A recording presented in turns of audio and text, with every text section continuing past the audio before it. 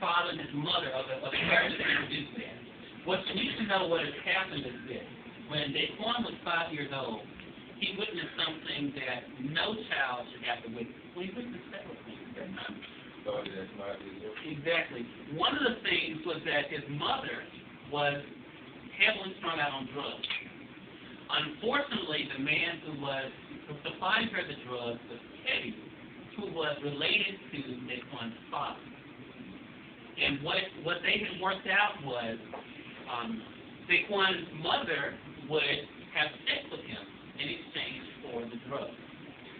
Unfortunately, on this particular day, Daquan's father came home early, and he called Teddy and also his wife, and what ended up happening was he killed Teddy, and he went to prison after that time.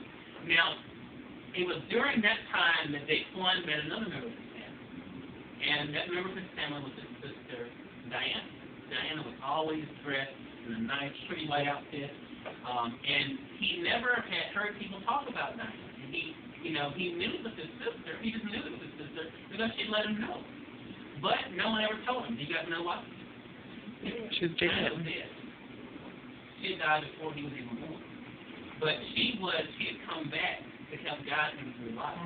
Yeah, on the first day, when his grandma picked him up from my house, he was like, Grandma, who's this girl?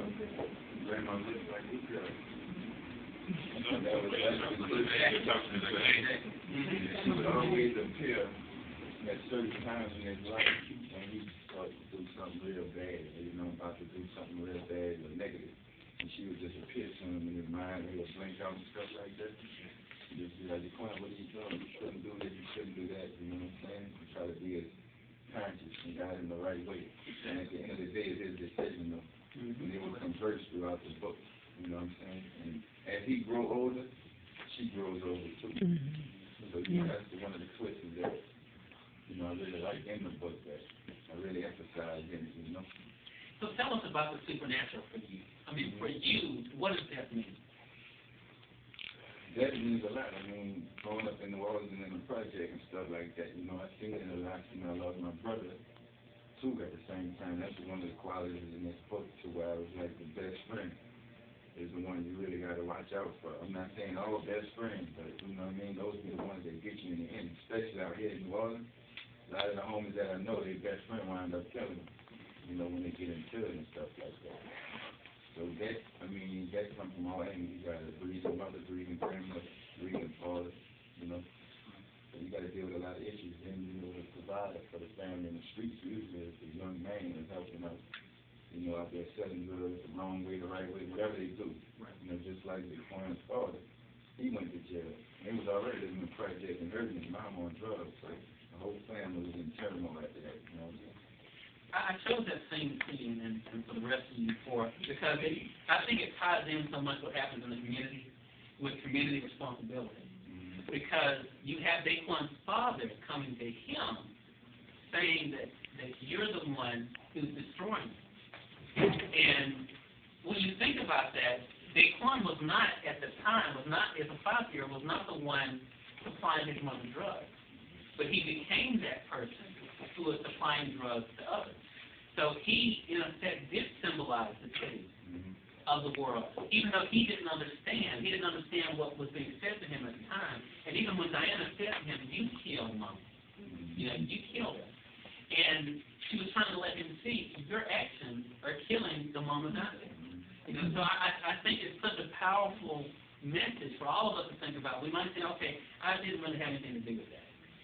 But our actions do have a domino effect for some of the things that go on. One of the things in this book I wanted to show, I wanted to put a lot of messages. I'm being involved in a lot of situations written scenes.